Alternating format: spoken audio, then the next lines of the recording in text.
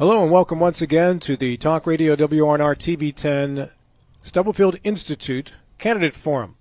We are live in the Berkeley County Commission Dunn Building, the Chamber Room, where we will meet candidates throughout the course of this broadcast who are running for office in Berkeley County, Jefferson County, and in the state of West Virginia, of course. Candidates throughout the day will be answering questions from our colleagues here on the broadcast. Admiral Bill Stubblefield. Bill. Thank you. Good morning, Rob. Good to be here. Thank you. New York Times bestselling author John Gilstrap. John. Good morning. And I want to thank those involved in the production of this as well, including Nick Berzolini on scene with Mike Hornby and Colin McLaughlin back at Master Control, and Cresher Hornby as well. In our first segment, we'll be meeting the candidates for the 15th District in the West Virginia State Senate race, the incumbent, Senate President Craig Blair. Craig, good morning. Thank you for being here. Good morning. Former Delegate Mike Folk. Michael, good morning. Good morning. Thank you. And Tom Willis. Good morning, Tom. Good morning, Rob. Thank you. Great to have all three of you with us here this morning. The candidates will be given 2 minutes for an opening statement and then 2 minutes for a closing statement. In between, they'll be answering questions from Bill Stubblefield and John Gilstrap, on an occasion from me as well. We ask all of our candidates to keep their answers to 2 minutes or less, including opening and closing statements. If your name is invoked during the course of this forum, you have the right to respond directly. Please wait till the person who invoked your name is finished with their statement. If you wish to counter, please raise your hand. We'll call on you at the conclusion of that person's statement. If both of you are invoked in one of the candidates' statements, we'll go in order of the name that was invoked for the response. And now let's go to opening statements, and we'll lead off first with Senate President Craig Blair. Craig?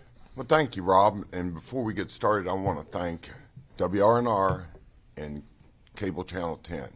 I've watched some of the debates already, or the forums, and they've been excellent, and it's good for the community to be able to do that. Yes, I'm Senator Craig Blair. I've been serving in the Senate since 2012, and I'm also the Senate President, Lieutenant Governor for the state of West Virginia. I represent both Berkeley, Morgan, and Hampshire counties, and actually currently Mineral County, parts of Mineral County as well, but after redistricting, that's gone away.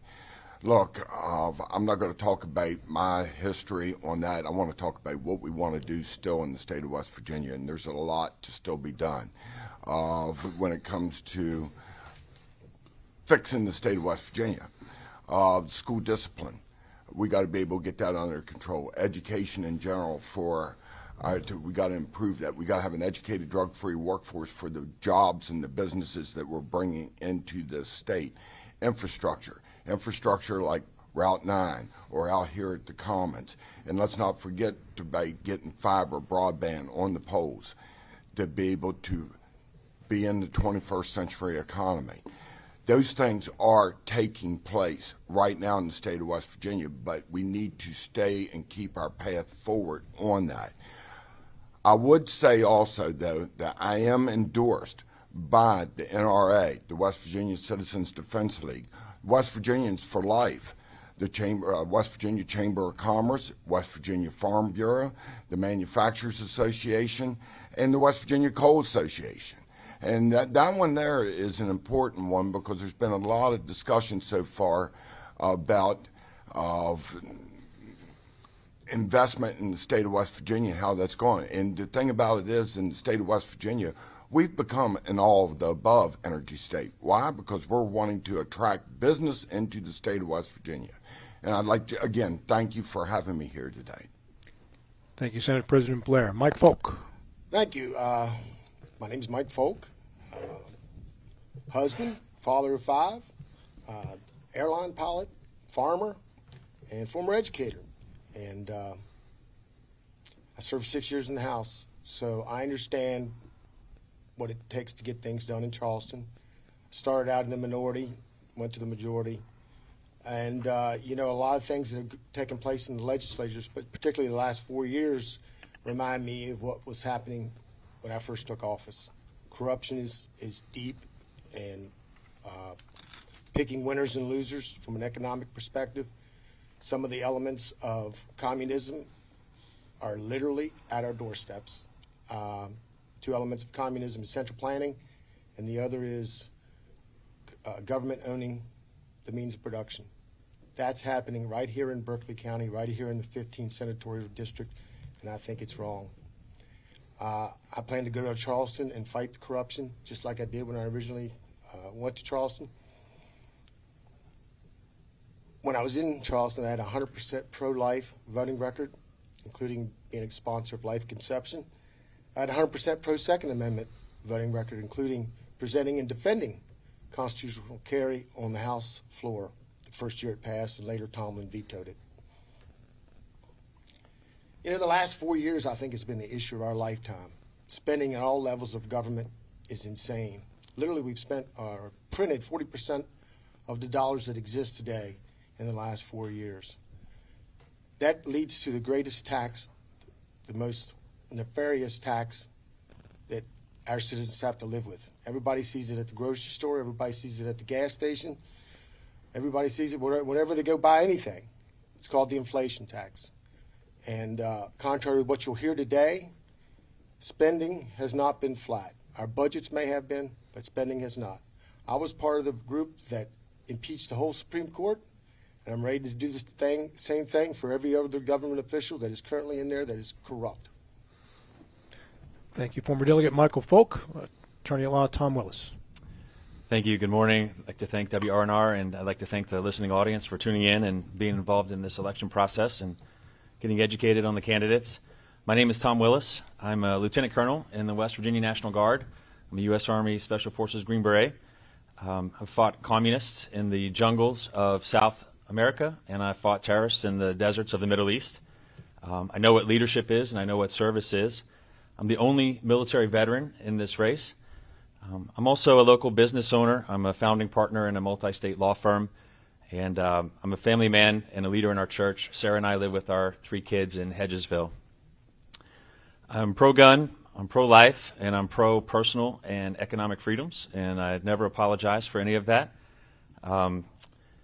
My focus and priorities really for the state of West Virginia are to improve our education, especially with locality pay for our teachers in the Eastern Panhandle. I'm tired of losing friends that I know in the community that are teachers that go and they find a 50% or 100% pay raise just across the border in Maryland or Virginia. I'm tired of losing our talent to other states. I'd like to improve the business climate, and in particular, I'll focus on reducing red tape in my conversations with local business owners. And I'd like to improve our infrastructure because if we tackle those 3 things, then our young people can stay and businesses want to come. I'm running in this race because I'm tired of establishment rhinos claiming to be Republicans, but then governing as Democrats did for the past 85 years. And I believe that the Eastern Panhandle deserves a state senator that's present in the community, not just during election time, that governs with integrity, and that is serving others in the community and not serving their own selfish interests. That's why I'm running in this race, and I'm asking for your support on May 14th. Thank you, Tom Willis. Mike, did you have a question? No, I have a comment. On his opening statement? No, not his. On Craig's? Yes. Oh, okay. Well, you can work that into an answer if you want, but opening really statements think we're not going to we- counter. Since, quite frankly, and I just got a text to verify it. Well, hold on, because we're not. Four Mike, times Mike, now he has said he's been endorsed Mike. by somebody that he's not endorsed by. Mike, I'm going to turn your mic down if you're not going to play by the rules. You can do that when it's your time to answer questions. Finger up, that's what I did. Not an opening statements. Not an opening statements. All right, for our first question, we have John Gilstrap or Bill? Mr. I'm starting. Mr. Gilstrap. And Mr. Folk, the first one is to you. In your parody ad that's receiving a lot of airplay, you allege that Senator Blair, and I'm quoting here, quote, pockets my tax money by paying himself more than any senator in West Virginia history, close quote. Could you expound on that, please? Yeah, and I gave you a document there. And this is, again, something that was on your radio station, 3/16 of 2023. Yes, I've looked at all the way back to Tomlin. Tomlin didn't even pay himself as much as Craig Blair, and he was abusive. But in particular, and this goes back to the honesty statement, in 3/16/2023, on your radio station, I quote, "This is the story of Craig Blair's life. I have not been home since the beginning of the session for the 60-day session." And you have in front of you a document that shows the first 4 weeks he went home and was reimbursed for the mileage. So which part was a lie? He lied one way or the other. So you can't trust a person. And again, I'll mix it into the answer since Rob said I could. He just stated for the fourth time in the fourth forum that he's endorsed by the West Virginia Citizens Defense League, and I just got a text from the highest person in that organization and said, not yet. I'm the only candidate in the 2020 gubernatorial primary that had an A-plus rating from the West Virginia Citizens Defense League. You know, and the NRA, you know, he is endorsed by the NRA, but the NRA also endorsed Joe Manchin at one time. So they are a pro-incumbent endorsement organization. They endorse incumbents. That's what they do. I mean, so the fact is, the numbers don't lie. He is the highest paid Senate president in West Virginia history. That's a fact. Senator Blair, care to respond? Sure. The reason why I'm the highest paid senator or Senate president in West Virginia history is because I'm there, boots on the ground, doing the work, getting the things done. I have county commissioners from right here and all the other counties that can call up and say, Craig, I need this done. Now, we have to understand that in the West Virginia Senate, we've got over 45 full-time employees that are working there.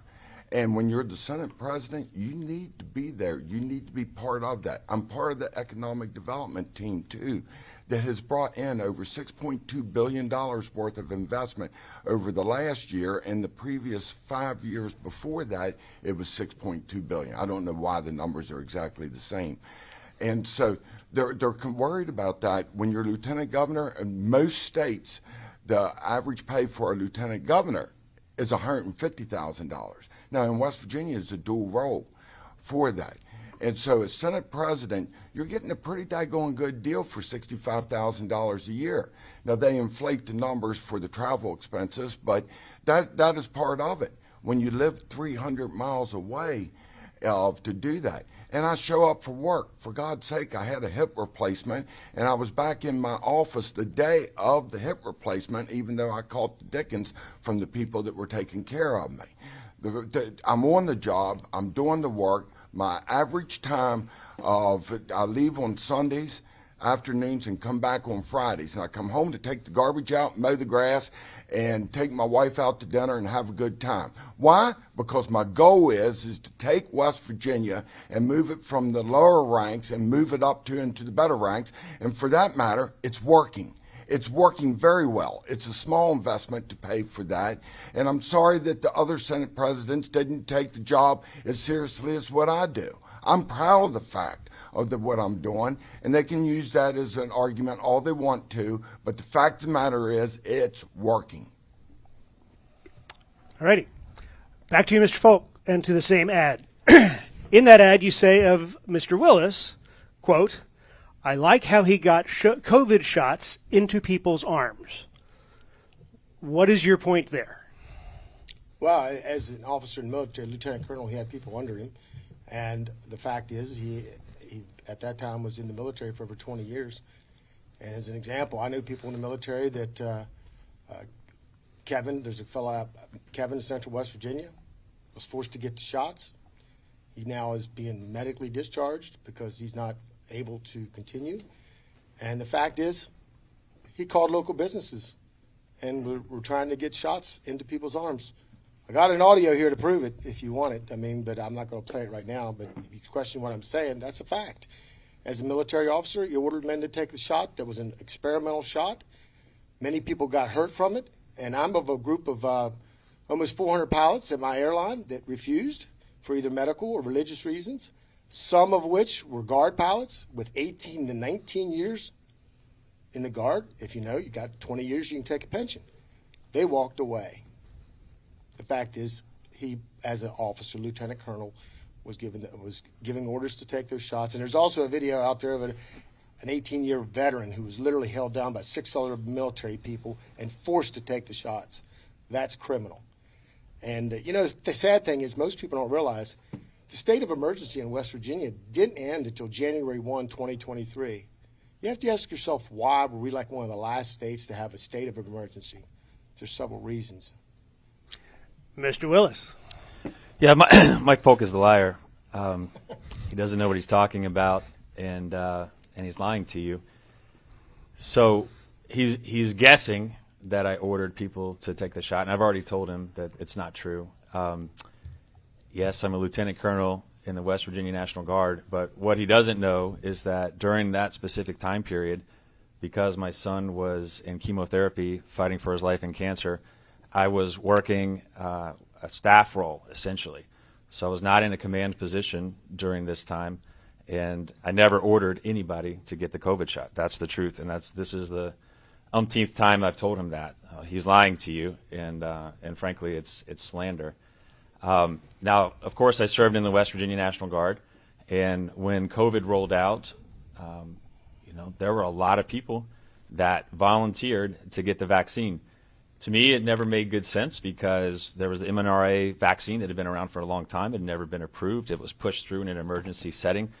Common sense logic would tell you that there's some risk involved, and why not wait a year or two until everybody else goes through and serves as the guinea pig? But listen, I'm serving under orders, and the military pushed us to get the shot. But really, the question for me was moot because my son was getting chemotherapy treatment at Johns Hopkins Hospital, and in order to get in the doors there, and I explained this to Mr. Folk, in order to get into the doors at Johns Hopkins, you had to have a vaccine card. So there was no question for me in order to try to save my son's life. I got the shot so he could get his cancer treatments at Johns Hopkins Hospital. But let me tell you, in the early days of the COVID, there were literally people showing up to our West Virginia Guard armories armed, demanding access to the vaccine. So the Guard made the vaccine available to the general public.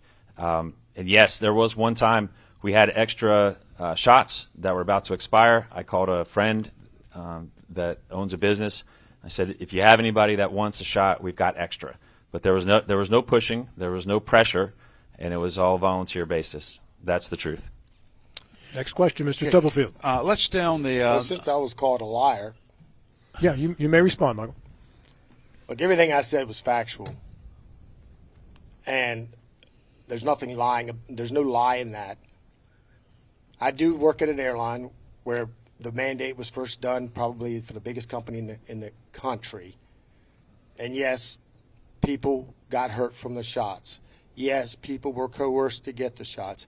Yes, the military coerced people to get the shots. Yes, there's a video out there. It's about a 2.5, 3-minute video. I just put it out on social media a couple days ago where literally 5 or 6 men held down a guy that was. Well, Mike, in all due respect, that's not the issue here. It's whether or not Tom Willis did it. He said I was a liar.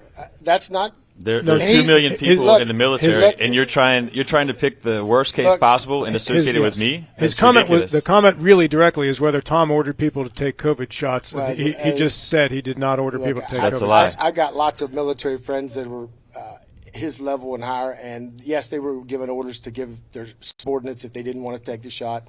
And there's pictures of him that he flaunts on his page where he has 25 plus members behind him. And you're telling me at least one of them didn't want to take the shot? Well, again, the issue is whether he ordered people to take that was shots. a picture from 2015. Yeah. He's lying. Next He's lying. question. Okay, let's stay on the subject of radio ads, which all of you have been very active in. Mr. Willis, in one of your radio ads, you state, and I quote, "Unlike my opponent, I'll never vote for the chemical castorization of gender-confused minors." I think you're directing that towards Senator Blair. Would you please explain that? Yeah, thanks for the question, Bill. The issue here is my opponent Craig Blair's vote to allow chemical castration of gender-confused minors. So this is on the transgender issue, and we're talking specifically about minors, not adults, but minors. So what happened was there was a clean bill that came over from the House and the state legislature that prevented surgery transition of minors, right? So physical surgery, and then also the House bill banned chemical castration of minors. You can sterilize a minor either through physical surgery or through chemicals, and the chemicals they use are chemicals they used to use on rapists to sterilize them. So when the bill got to the Senate, because of my opponent Craig Blair's lobbyist influence from the medical pharmaceutical industry and from the hospital that profits off of this evil trade, the Senate put the chemical castration back into the bill and then worked it through and passed it. So that's what I'm talking about. My opponent failed to protect our minors Now, I'm not saying anything about adults. I'm talking about protecting our minors. And studies show that 90% of minors that go through this confusion, this gender dysphoria, if you just leave them alone, they self-correct within a few years. There's multiple studies. The most recent I saw was 2,700 people out of the Netherlands. They conducted a study, 90% self-correct. But if we allow our minors, we don't let them to marry, we don't let them buy a car, we don't let them enter into a contract, it's pure evil to let them destroy their ability to have children in the future. And that's what I'm talking about there. Thank you very much. Senator Blair, would you care to respond? Sure. It's distorting the truth of what's going on. In fact, you had to be there to be involved in it. What we've actually done is made it so that bill would have made it so that you couldn't surgically change to do transitions of children, minors. And what it was called an amendment to the bill that made it so that because a lot of us didn't even know anything that you could actually chemically change and go through a transition, because we all think about surgery as being the number one. Well, what happened is that we determined that there are some children that are highly suicidal. And when you're highly suicidal, if you actually have not one but two doctors and the parents, then this amendment made it so that they could actually give the minimum dosage that did not allow transition. And this is a key component of all this. And this is where there's a lot of fabrication that comes from it that is just not accurate on this. If you've got a highly suicidal child and there is medication that can actually help with that, and you can't transition, and that's what the amendment said, that's what the law is today, right now. And if we would have went with the bill the way it was, then you could have actually had children killing themselves. Do you want that blood on your hands? Apparently others do, but the majority, including myself, said no, we're not going to do that. And then the House of Delegates went along with that amendment as well. Why? Because maybe they had not thought about it in advance on what they were doing, but they agreed to this, and that's the way the bill sets today. And frankly, I think it's a better version of it, because it could have ended up, if you wanted to do what they're talking about, it could have ended up in the courts to where we had nothing at all. So in turn, we've solved the problem on what's going on, and I seriously doubt that there's going to be a change into the future. Did you feel you were invoked in that, Mike? Well, I want to address something that he brought up. Well, hold on. Wait for the next question from Bill. No, that's all my questions going to John. All right, go ahead and address what you're. One of the widely used drugs, and these are gonadotropin, I believe, substances that is used in this puberty blocker, as they call it, or as some people call it, chemical castration. Right off their sheets, this is their insert. Some of the things that happen: adverse events, abnormal thinking, confusion, depression, insomnia, sleep disorders. One of the main drugs is Lupron. Like other drugs in this class, mood swings, including depression, have been reported. There have been reports of suicidal ideation and attempt. So the very thing at which my gentleman to my right said that it's supposed to prevent, it can actually cause. So I believe very strongly in informed consent. The problem is informed consent has been destroyed in the medical community. Medical community has lost a lot of credibility in the last 4 years. Mr. Willis? Just one quick point on the Mr. Blair's excuse is that he was trying to protect minors from suicide, which he developed that excuse several months into our campaign, I guess, as his only viable defense for his behavior here and his failure to protect minors in West Virginia. But the opposite is actually true. The statistic for people that actually transition they try to transition to the opposite sex from their biological sex, there's a 45% suicide rate. So So you're actually pushing kids into suicide if you allow them to transition at a much higher rate than any risk that if you just let them self-correct in a few years. Mr. Blair. Thank you, Rob. You're not taking this medication or being prescribed this medication until you're diagnosed as being suicidal. They're trying to say that the medication will make them suicidal. That may very well be the case, but it is not being prescribed until they've been diagnosed as suicidal. It comes after the fact on what this law does. Okay? Right. So they've got it backwards, and by the way, it's not an excuse. We went through the process, the legislative process, when working this, and I know it well. So to be speaking on my behalf, that is not very good behavior to start with. What we need to be doing is understanding what the issues is and solving the issues, and that's what we do in the legislature. We try to be proactive instead of reactive and getting the jobs done, and this piece of legislation actually did that. On that note, we are halfway through this hour, and we will stop right now and be back in 5 minutes. 5-minute timeout, and more to come with our candidate forum after these. One of the questions lawyers get asked the most is, what is my case worth? I'm Stephen Skinner, and this is my brother Andrew with Skinner Accident and Injury Lawyers.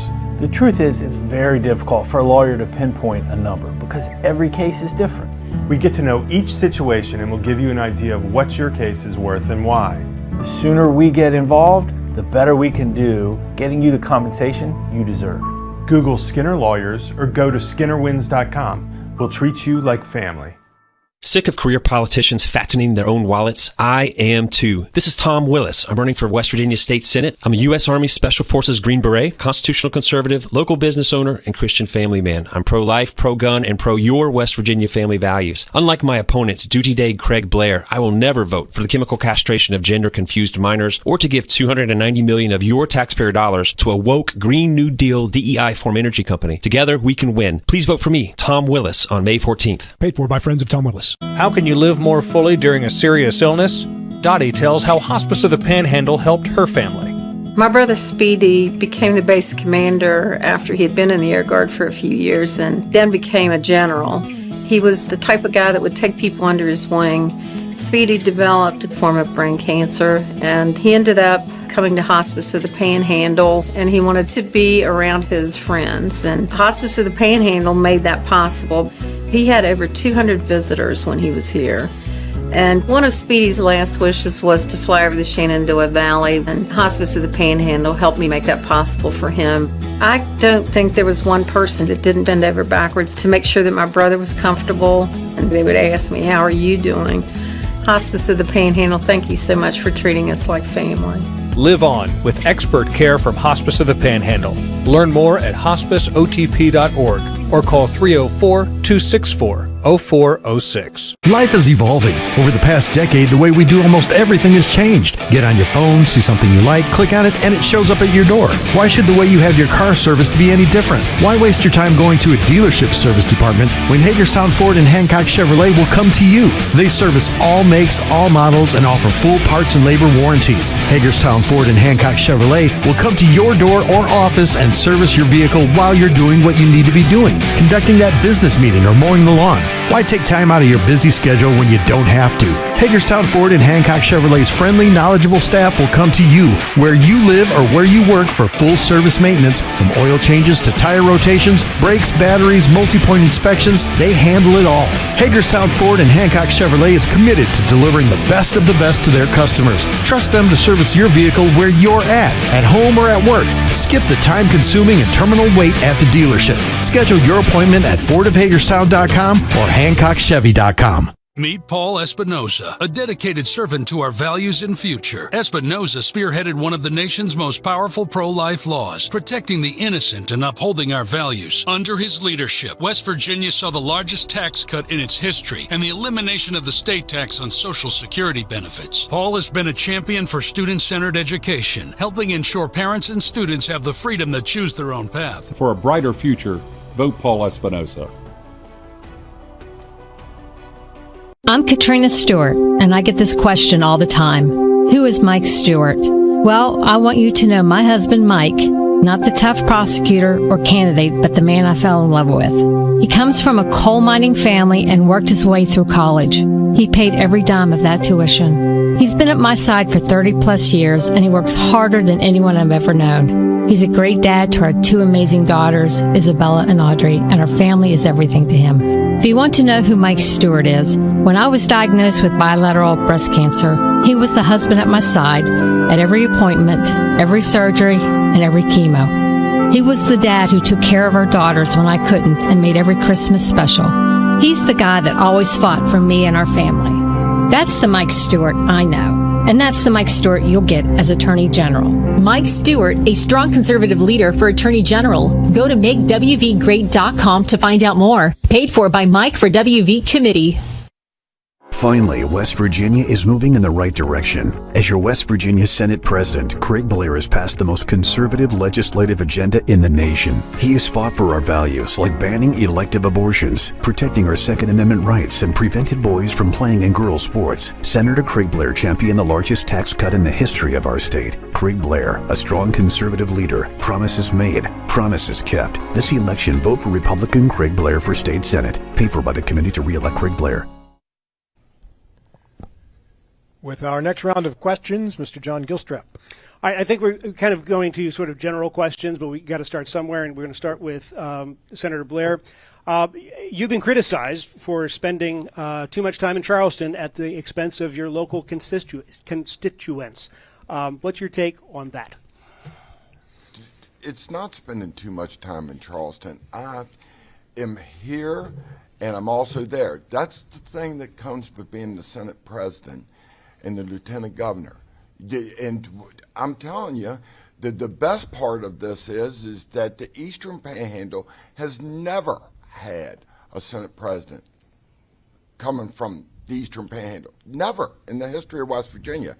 You actually have a bridge now, somebody that has the leadership ability. And again, I don't appoint myself to this job. My colleagues vote for me to be able to do this. And what it does is it builds relationships, it solves problems.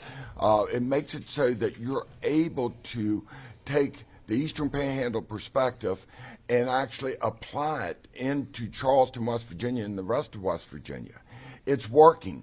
You don't know how many times that we've had meetings throughout the year, this past year and years past, where we have people that are on Zoom calls or come down to Charleston to have discussions about what we're doing here, like the Day Report Center, the drug courts, all the different things that are taking place right here in Berkeley County and in the Eastern Panhandle, and then we're taking that different approach and learning how to apply it in the rest of West Virginia. And it's a working dynamic. It's something that actually makes it work out very, very well to lift the rest of the state up. The rest of the state wants to be just like the Eastern Panhandle. They're wanting the growth and the opportunity, the job opportunities. That's what happens when you have me down there. But yes, am I there a lot?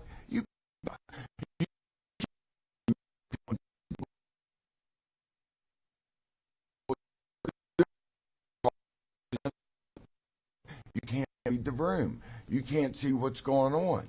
You have to be able to have these discussions in person. We need a 1 minute timeout? Yep. All right, let's take a 1 minute timeout. We'll be back with another question for our candidates right after this. I'm Mike Folk. I support the truth, so you're darn right I support this message. I'm here interviewing voters for the upcoming primary. So, who are you voting for? I'm voting for Blair. I love how he pockets my tax money by paying himself more than any senator in West Virginia history. Nice. And you? Oh, Blair for sure. I'm young and healthy, so I have no problem living in a state that ranks dead last in healthcare. Plus, he promised me a job 20 years ago. And did he deliver? Not at all. Fabulous. And what about you? I like Tom Willis. Willis. I also like expensive suits and how he got COVID shots into people's arms. Who doesn't? There you have it. Real voices from real citizens reluctant to change. This is Mike Folk, Republican for State Senate. That was a parody, but the current condition of our mountain state is no joke. We rank near the bottom in nearly every economic metric. Leadership has failed this district for the last 4 years. I invite you on May 14th to vote for change. Let's drain the swamp. It's time to folk things up in Charleston. Paid for by the committee to elect Mike Folk, not Craig Blair's special interests. With 4 new car dealerships and 4 used car dealerships in 3 states, Parsons is the largest used car and fastest growing new car dealer in the tri-state area. Take Parsons Ford with huge savings on hundreds of new Fords, financing from 0%, Parsons' goal of financing for all, and Parsons' famous above-market trade-in allowances that help make Parsons #1 for used cars too. See why so many won't buy anywhere but Parsons Ford in Martinsburg. We became #1 by making you #1 first. Parsons. If you or someone you know suffers from the disease of addiction, help is available from the Berkeley County Quick Response Team with peer recovery coaches and support promptly to the homes of those who've recently experienced an overdose. This collective effort towards recovery brings resources and services to the community, including naloxone and treatment options. Call 304-267-1313 or visit the Berkeley County Recovery Resource Center at 800 Emmett Rouse Drive, Martinsburg. The Berkeley County Quick Response Team is funded through a DHHR grant with the Berkeley-Morgan County Health Department. Celebrate Apple Blossom's 100th anniversary at the Carnival, starting April 26th and running through May 5th at Ward's Plaza on the corner of Valley Avenue and Weems Lane. Same location as previous years. The Carnival has 25 rides and 50 boardwalk games and activities for all ages, including wristbands for rides all night long. Of course, on parade weekend, visit the Old Town Xfinity Midway on the Walking Mall May 3rd and 4th before and after the parades. Enjoy live music, boardwalk games, and a variety of vendors. Visit thebloom.com for details. Meet Paul Espinosa, a dedicated servant to our values and future. Espinosa spearheaded one of the nation's most powerful pro-life laws, protecting the innocent and upholding our values. Under his leadership, West Virginia saw the largest tax cut in its history and the elimination of the state tax on Social Security benefits. Paul has been a champion for student-centered education, helping ensure parents and students have the freedom to choose their own path. For a brighter future, vote Paul Espinosa. Hey, it's Cody from Cody's Auto Body. You're a potty mouth. But we do a really great job fixing cars after an accident. I know, but you're still a potty mouth. I'm possibly the best friend you could ever have. You are, but potty mouth. If you need your car repaired, come to Cody's Auto Body, located at 851 Wilson Street in Martinsburg. Because that's Cody's with a T for f***ing trust. See? Potty mouth. Leave me alone. Sick of career politicians fattening their own wallets? I am too. This is Tom Willis. I'm running for West Virginia State Senate. I'm a U.S. Army Special Forces Green Beret, constitutional conservative, local business owner, and Christian family man. I'm pro-life, pro-gun, and pro-your West Virginia family values. Unlike my opponent, Duty Day Craig Blair, I will never vote for the chemical castration of gender-confused minors or to give $290 million of your taxpayer dollars to a woke Green New Deal DEI form energy company. Together, we can win. Please vote for me, Tom Willis, on May 14th. Paid for by friends of Tom Willis. Providing reliable protection since 1877, we are Farmers and Mechanic Insurance Companies. For over a century, we have been dedicated to provide dependable insurance protection and excellent customer service. We specialize in auto, home, farm, and business insurance. Our products are backed with personal, hands-on service. You can trust us to protect what matters most to you.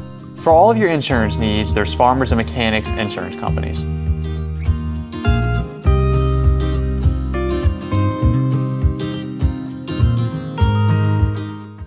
More Capito has a clear immigration plan. Law enforcement will deport illegals, and fentanyl dealers will face life in prison. A clear plan on taxes. As governor, I'll cut the state income tax completely, and it will attract more companies and more jobs to West Virginia. And More Capito wrote the bill banning puberty blockers for children, while Morrissey got rich lobbying for the puberty blocker companies. More Capito has a few words for Morrissey. California's that way.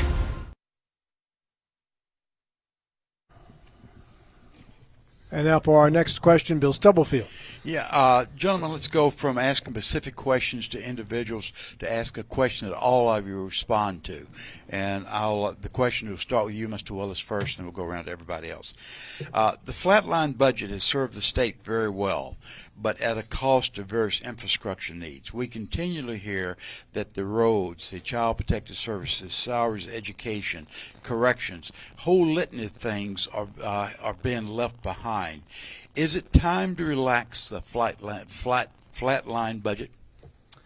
I think it's time to take a serious look at the weight that the state government is putting on the taxpayers, as far as there would be more money available if the state government were a more lean and mean machine.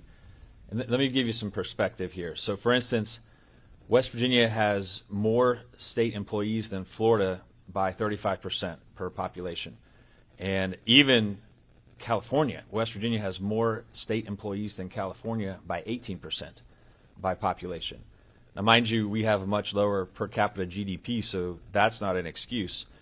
We have essentially the same population that we had in the 1950s, 1.7, 1.8 million, but the number of people working in the state government is 4 times as large as it was in the 1950s. And you have to understand, when you have a government that's too big, a rock in for especially your small business owners, but for all the citizens across the board, it means higher taxes. It means more bureaucrats in Charleston asking for information, harassing taxpayers, harassing businesses. Did you file your report? Is the report even necessary? That's the question we really need to ask, is how can we make the government more lean and mean so it serves the taxpayer better, and then we'll have more funds for infrastructure and the other things you're talking about. And this is something where I differ strongly with my opponent, Craig Blair. I've heard him say several times on this campaign trail that you can't go cutting government. In fact, he said it on your show several times. You can't go cutting government. I strongly disagree. I think that if you're a true conservative, you're always looking for ways to cut fat out of the government, provide excellent services, yes, but make sure that government is serving the people and not the people serving the government. Senator, I'll come back to you last. I'd like to have Mr. Folk ask the same question, answer the same question. Flatline budget. First of all, the budgets, although they're claiming they're flatline, the reality is the budgets have not, or the actual spending has not been flatline. I'll just give you an example. So in 2018, my last session, we back-ended in the budget what they call surplus spending of $13.7 million. As of the 2022 session budget, which is the most recently finished fiscal year, that was over $1 billion for FY23, I believe. Total spending in the state from all special, federal, and general revenue spending is up 41% in the most recently 4 fiscal years. General revenue spending, actual spending from 2019 to 2023 is up over 44%. From 2019 to 2023. So it's not a matter of spending, it's a matter of the allocation of the spending. A big chunk of that spending in the last couple of years went to a newly created central planning organization, which of course is one of the elements of communism. Instead of spending that money on services, like Mr. Stubblefield talks about, it's been spent on crony handing out money to corporations that are controlled by Bill Gates, that their sole purpose, Bill Gates and Jeff Bezos, billionaires who don't need the money, almost $300 million to a company that their CEO, Matteo, is on record, got the audio of that too, of saying his goal, his mission of his company, Form Energy, is to put coal-fired, anything that burns fossil fuels, out of business.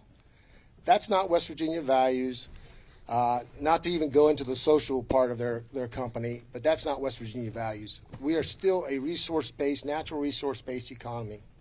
Senator Blair.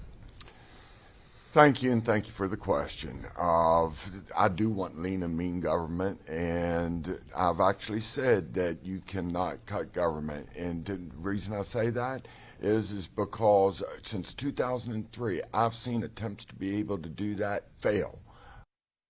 over and over. You got to be, remember, you got to be able to get the votes to be able to do this, and everybody's got their projects, whatever it may be.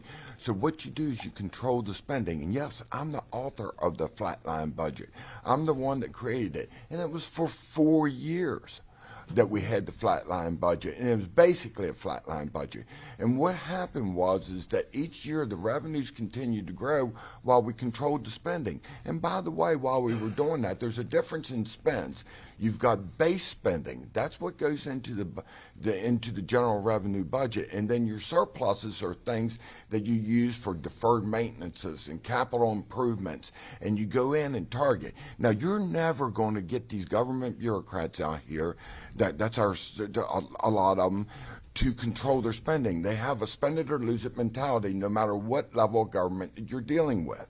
What happens is that when you squeeze them with the flatline budget and the controlled spending, then you find efficiencies. I had meetings just yesterday where if everybody's familiar with the IDD waiver and what we're doing, we're in phase 2 of the DHHR reorg.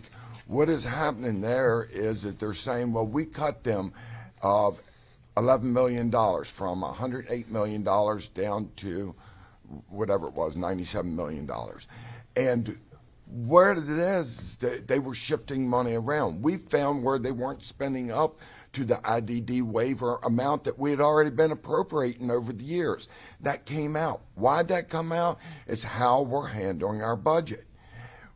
When you're saying that we're not putting the money where we need to, no, by controlling the spends, what it is exposing where you don't want to put the money and where you need to put the money. And keep in mind while we were doing this, pay raises for the teachers and the school service personnel and our state employees. Out of 6 years, there was 5 of them that we took care of, and 4 of them were 5% pay raises. Wow, we've reduced taxes on the people and the businesses of West Virginia by over $700 million. And that's huge when you're looking at that point in time, a $4.65 billion budget. Reducing it by basically 1/6 is huge. So we are doing the right things. It's working. Okay. Mr. Gilstrap. We will start with Mr. Folk. Would you support home rule for growth counties in the state? Well, that's quite a broad question. So in general, in general, it would depend on what's in the bill. I mean, that's a very clear thing. For instance, home rule for the cities was a pilot program that stayed for a while, and then it was made permanent after I left the legislature. And one of the reasons it was made permanent, and not while I was in the legislature, as an example, in that home rule bill, you were allowed a 1% sales tax, and I told Tim Armstead at the time, he knew that I would do what I said I would do, which was if the bill comes to the floor on second reading, I'm going to offer an amendment that if you want your home rule to be permanent, then instead of just, because the original law said you just had to reduce your B&O tax, well, that means every city just minusculely reduced the B&O tax. The only way I would do, and so I was going to offer an amendment to, if you want to continue to have your permanent home rule, then you had to eliminate the B&O tax. Guess what? He didn't bring it to the floor because he knew my amendment would pass, and which would mean, and as this relates to the counties, if you want home rule, and which is usually going to include the opportunity of a 1% sales tax at the county level, then you got to get rid of some of these onerous other things you have to pay every year, the fire and ambulance fee, the various things that are local to the county. Every county, some have them, some don't. But if you want it, you got to reduce it to where it's not a huge windfall. Like in the case of the city, it ends up being a $4 million windfall of revenue. And I'm not for higher taxes for anybody. Matter of fact, I voted against tax increases all the time. Matter of fact, the funny thing is, I'm the only guy in the state legislature, with the help of my wife and several people around the kitchen table. She did a spreadsheet of the whole general revenue budget, and when the governor tried to do a $450 million tax increase, I showed, and this is what people don't want to talk about. He talked about use it or lose it. That's not the way the state government works. We have reappropriated dollars. Some of these slush funds have grown into multi-year budget where they could literally go without money for a year or two and still have the money to run the agency. Now, these are smaller agencies. So the answer to your question is it would really depend on what the final bill looked like. I would not be for any kind of tax increases. The one thing that makes it kind of unique in this area is because we have 81. So the incidence of the taxation would fall a lot on travelers that are traveling through 81. And if you could eliminate taxes on the people that actually live here, so it's a net benefit, less taxes on them, I'd be very open to it. Senator Blair, you're next on that home rule. I'm in favor of home rule. And the reason for it is, and it's how it's applied. And what you're really speaking of here to a greater degree is the 1% sales tax. And 20%, maybe even higher, it's 20% across the state is out-of-state people pay that sales tax. And so that you're able to actually lower it down in other ways and be able to help the county out by doing this. I'm not a big fan of tax increases, but this wouldn't necessarily be a tax increase because you're seeing other reductions, just like how I talked about the 21.25% reduction in your personal income tax, the personal property tax on your automobiles, which is a refundable tax credit right now. 100% of that you'll be getting back. And so that you won't be paying that. And if you're able to shift your taxes around to where it actually works better, consumption taxes are a far better tax than being able to B&O taxes, for instance, from that standpoint.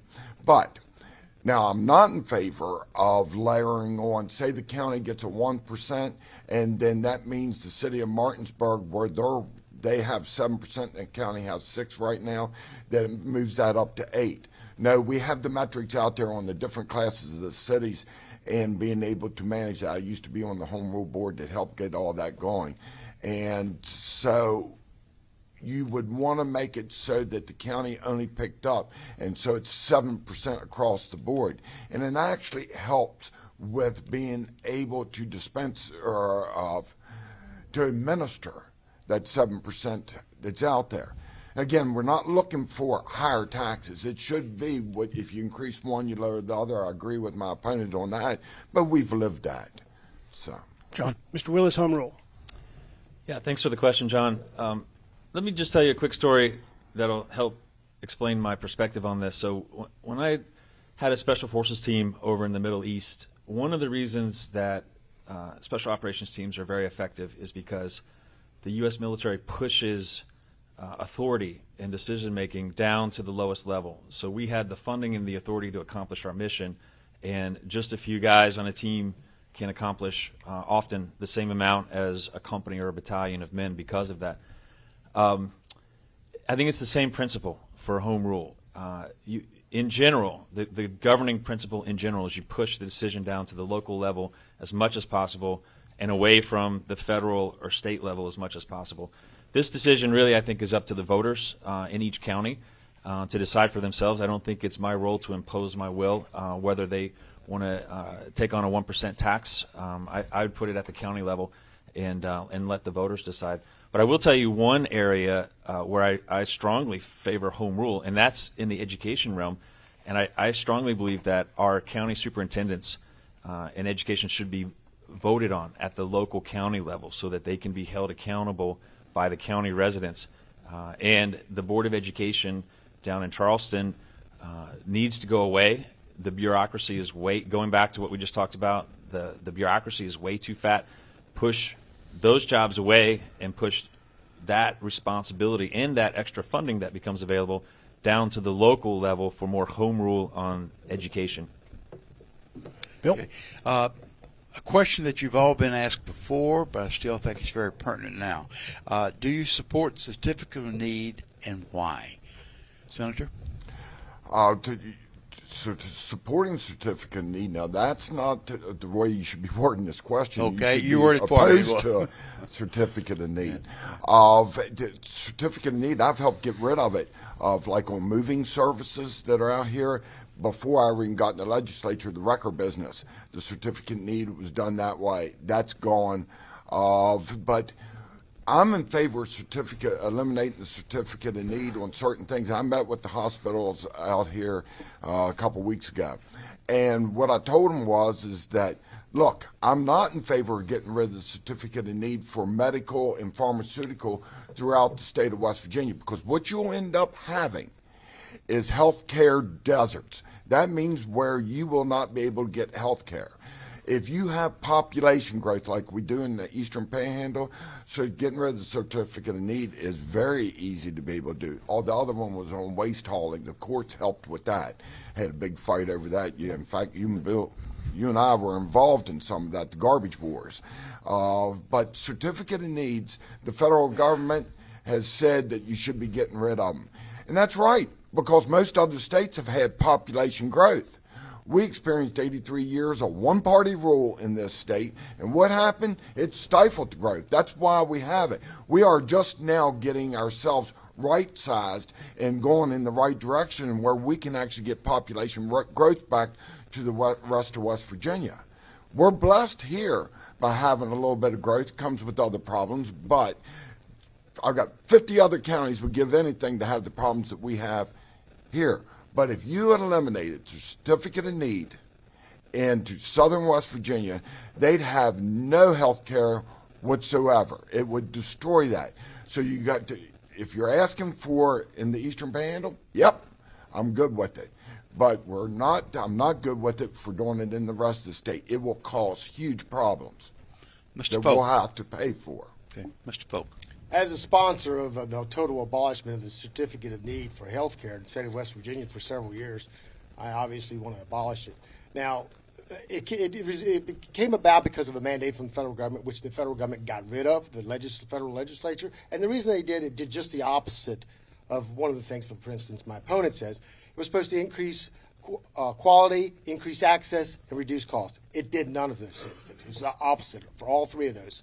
Since that time, that it was gotten rid of the mandate at the federal level to get federal dollars. 16 states have totally eliminated. Most of them have got it to where, for instance, as an example, they may still leave hospice services under certificate of need. Every other thing they got rid of for health care. West Virginia has the third most restrictive certificate of need law in the country. D.C. is actually more restrictive too, but 3 states, I think North Carolina, I think Vermont are the other 2, or one of the other North New England states. And you heard it. He met with the hospitals. The hospitals are the biggest opponents of getting rid of certificate of need for health care in the state of West Virginia. And all you have to do if you're a local person that's lived here all your life, say 50 plus years, you realize that back when we had 20-some thousand population, back in the late 60s, early 70s probably, we had 2 hospitals in the county. But now for some reason we can only have 1. Now we have some other services that people actually fought to get their certificate of need. Of course, most people are probably familiar with Tri-State Surgery Center that was bought up by Valley Health. That's one of the things that fall under the certificate of need. Those guys had to spend over between $500,000 and $1 million to get that certificate of need. Cincinnati and Foster, that's what they did. That's what they told me back when I was in the legislature. We need to abolish the certificate of need in West Virginia for health care, or at least for 90% of the services that are covered under certificate of need. And I'll tell you one last thing.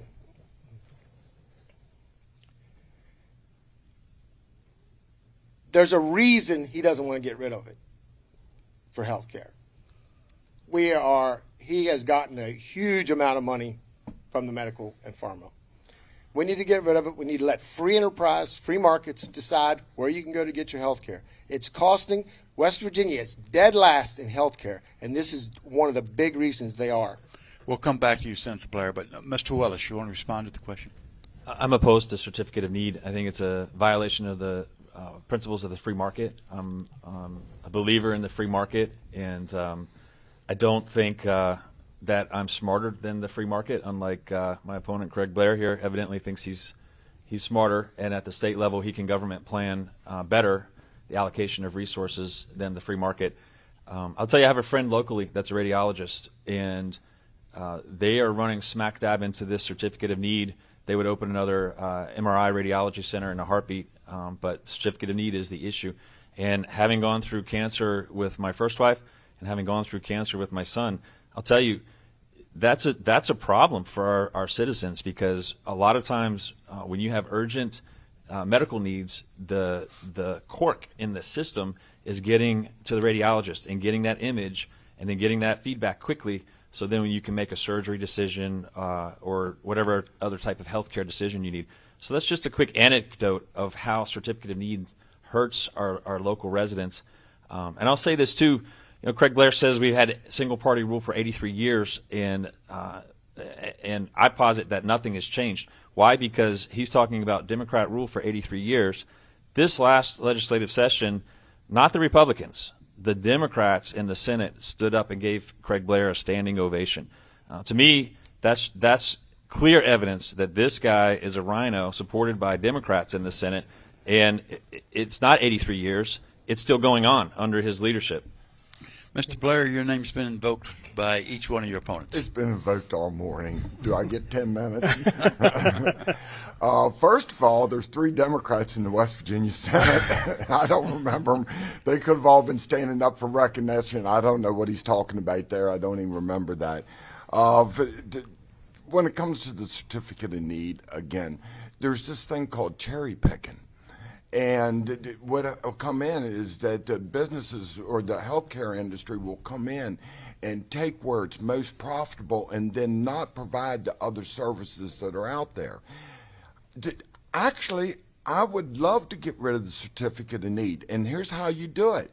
Instead of having a population of 1.8 million people, you have another 400,000 or more people move to the state of West Virginia. You have young people here in the West Virginia having children. This is why we're trying to bring jobs to the state of West Virginia, to be able to have a tax base, to be able to keep our youth here, to be able to have an education system so that we can have a drug-free workforce.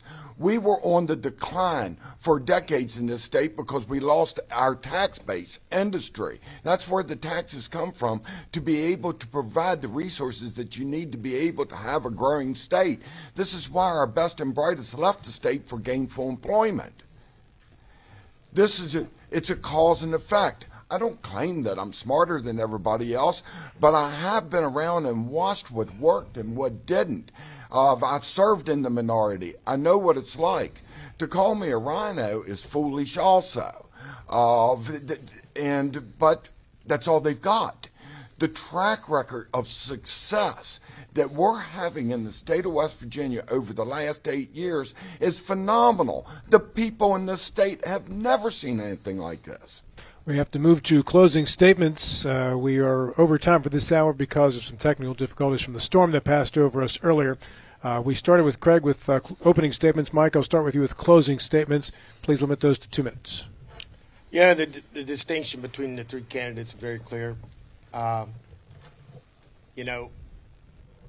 This current Senate president has went back to the old ways of the former supermajority. Spending is higher than it's been. I mean, the spending has increased. I've got the data to prove it, 40-some%, which has led to the inflation tax that every one of our middle and low income people paid. I'm ready to go down to Charleston right away.